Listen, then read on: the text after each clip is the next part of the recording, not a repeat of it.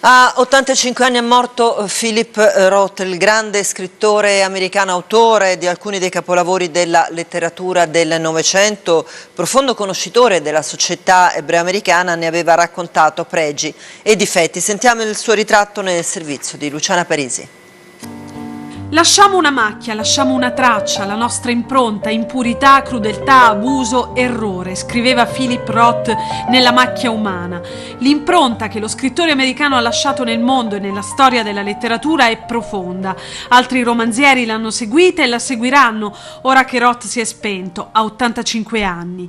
I suoi lettori gli riconoscono bellezza e sapienza, ammirano realismo e ruvidezza di una scrittura che affronta religione, amore, sesso, vecchiaia e morte, senza rinunciare al registro comico. Il primo grande successo è Il lamento di Portnoy.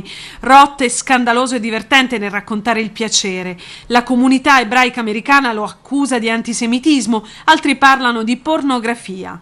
Nel 79 affida le sue ossessioni al suo alter ego letterario, Nathan Zuckerman, che invecchia con lui un'opera dopo l'altra, dallo scrittore fantasma fino a Pastorale americana, con cui vince il Pulitzer nel 98. Romanzi che scandagliano l'identità e la morale americana dal suo punto di vista, quello di un ebreo ateo. Nel 2012 Roth annuncia l'addio alla scrittura, il mancato appuntamento con il Nobel, quasi una gag che si ripeteva puntualmente, ma l'anno di Roth non è mai arrivato. Lo scrittore ha donato la sua biblioteca al comune di Newark, dove era nato nel 1933, e ha disposto che il suo archivio venga distrutto.